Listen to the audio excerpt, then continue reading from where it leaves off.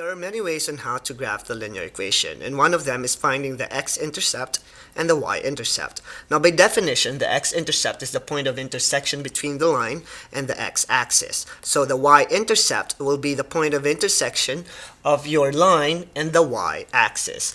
Now, in the xy plane, the y-axis is your vertical line and the x-axis is your horizontal line.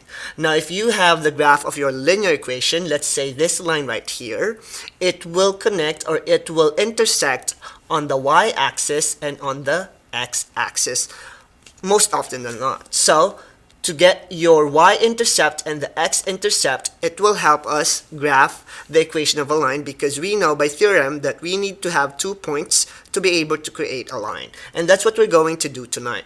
We're going to find the x and the y-intercept of a given equation of a line. So for example, we need to graph the standard equation of a line given by 8x plus 4y equal to 40.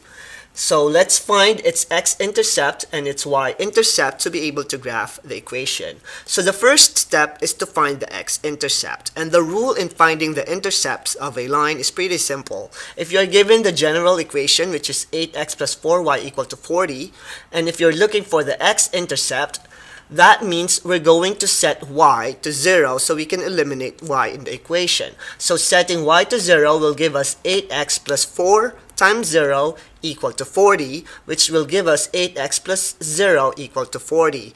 Now, by solving for x, we'll end up with 8x equal to 40. Dividing both sides by 8, it will leave us with x equal to 5. And x equal to 5 in this step is our x-intercept, and we're going to graph this later on our third step. Now, for the second step, since we have found the x-intercept, we will do the same thing on the y-intercept, but this time, since we need y, we're going to set x to 0. So by setting x to 0, we'll have 8 times 0 plus 4y equal to 40, which will then have 0 plus 4y equal to 40, leaving us with 4y equal to 40. And by solving for y, by dividing both sides by 4, we'll have y equal to 10. And this will be our y-intercept. Now, since the intercepts are given to be points, we're going to convert the x-intercept as x equal to 5 and the y-intercept as y equal to 10 into points. So the third step will be graphing the equation of a line, since we have the intercepts from step 1 and step 2. Now the x-intercept is 5, so therefore, since it's along the x-axis, it means the value of x is equal to 5 and the value of y will be equal to 0. And the y-intercept is equal to 10. If we change it in a point, then we'll have 0 for x and 10 for y. So now we have 2 points that we can use to create a line. So the first point will be the x-intercept at x equal to 5, and the second point will be at y equal to 10 or positive 10, which is graphed up here on the positive side of your y-axis at 0 and 10. So therefore, if you connect the 2 points, you will be able to create a line. So this will be the graph of 8x plus 4y equal to 40 using the x-intercept and the y-intercept.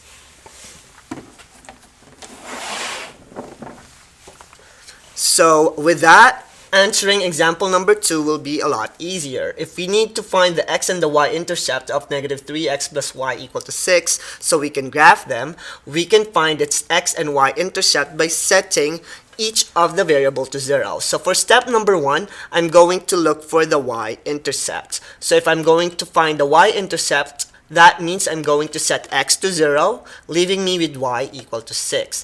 Therefore, my y-intercept is at 0 and 6. And for my step number 2, since I have my y-intercept, I will then find the x-intercept by setting y to 0. So now I have negative 3x plus 0 equal to 6, leaving me with negative 3x equal to 6. Therefore, x is equal to negative 2. So my x-intercept now will be at negative 2 and 0. Since I have my x and y-intercepts, I can now graph the line using my 2 points. So this is my x-intercept at negative 2 and my y-intercept at positive 6. Connecting them will give me the graph of negative 3x plus y equal to 6.